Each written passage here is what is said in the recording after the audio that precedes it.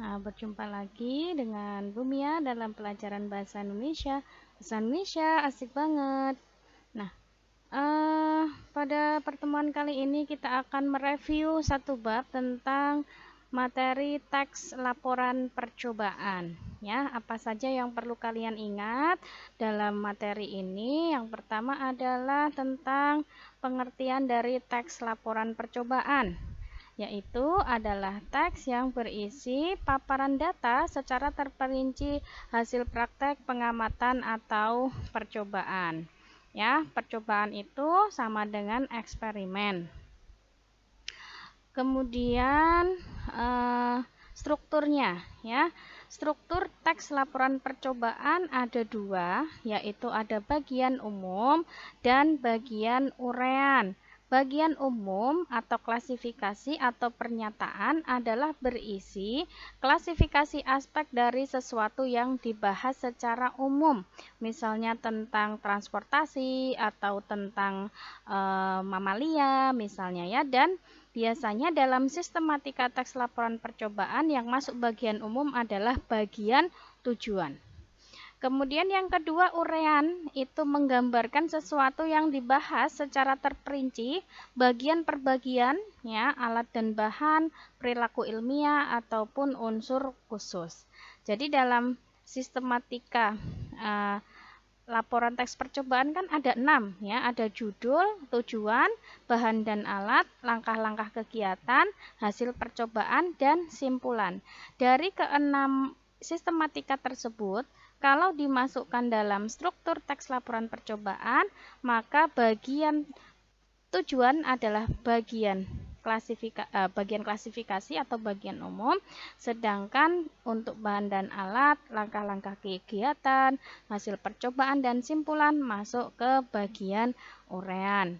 Nah, struktur isi teks laporan unsur atau sistematika teks laporan percobaan itu yang kita kenal ada 6, tetapi tidak hanya itu ya, itu yang paling sederhana. Kalau misalnya mau membuat teks laporan percobaan yang lebih lengkap, misalnya makalah atau paper atau skripsi misalnya, bisa memakai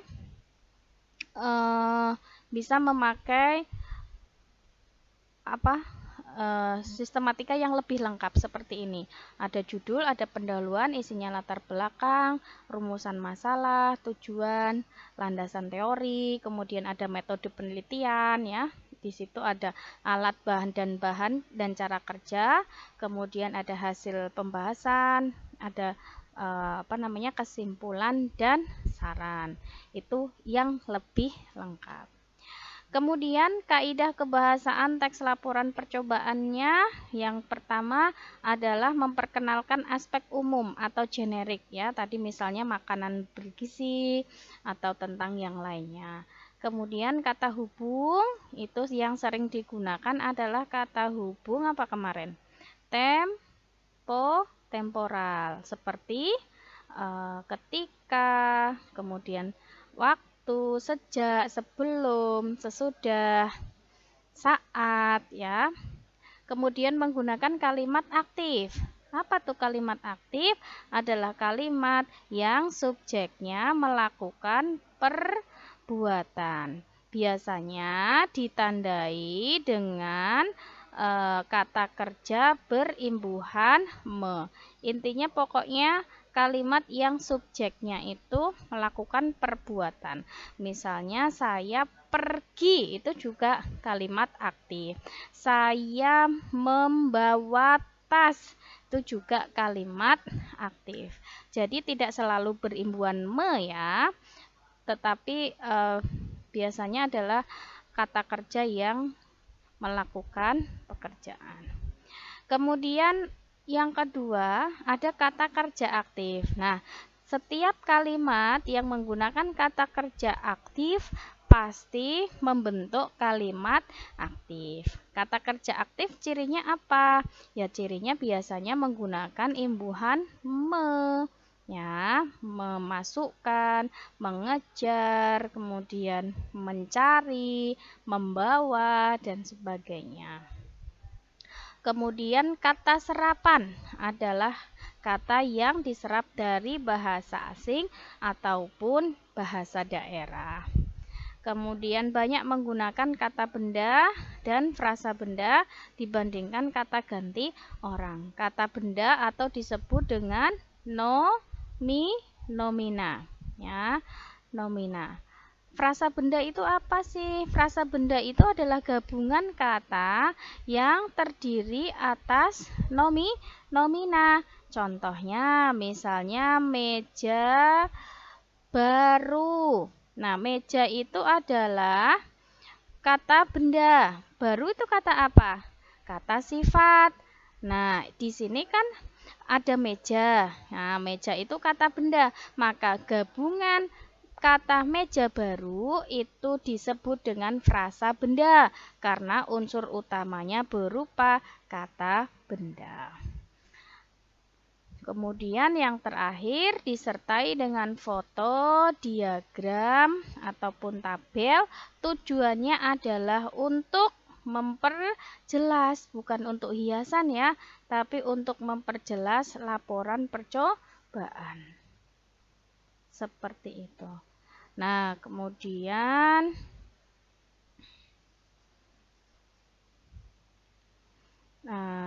ada lagi selain itu, yaitu menggunakan kata sinonim dan antonim. Sinonim itu kata yang memiliki makna yang mirip, sedangkan antonim adalah kata yang memiliki makna yang berlawanan. Kemudian kata bilangan. Kata bilangan, kata yang menunjukkan jumlah bahan yang dipakai dalam percobaan. Kemudian ada kalimat perintah. Kalimat perintah ya, kalimat yang tujuannya adalah menyuruh orang lain melakukan sesuatu. Biasanya ditandai dengan diawali dengan kata kerja. Kemudian yang keempat, menggunakan kata hubung, yaitu kata hubung temporal ya, dan sebagainya. Nah, itu tadi tentang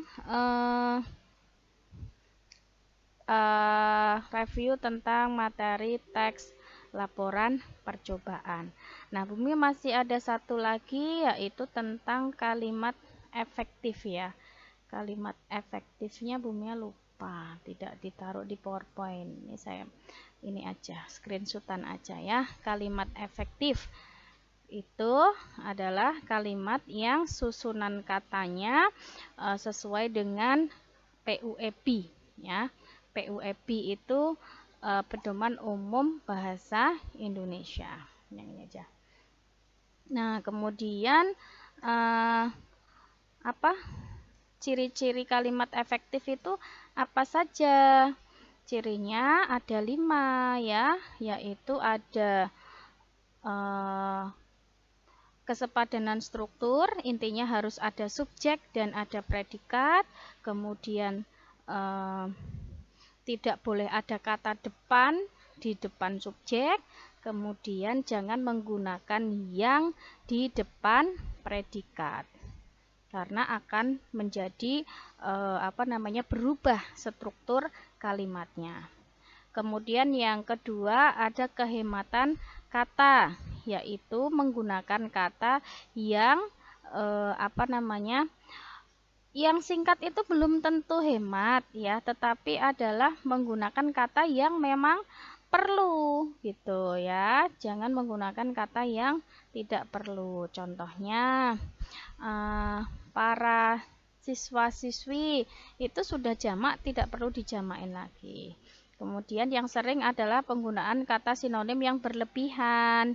Saya memakai baju berwarna merah. Merah itu sudah warna ya. Itu tidak hemat.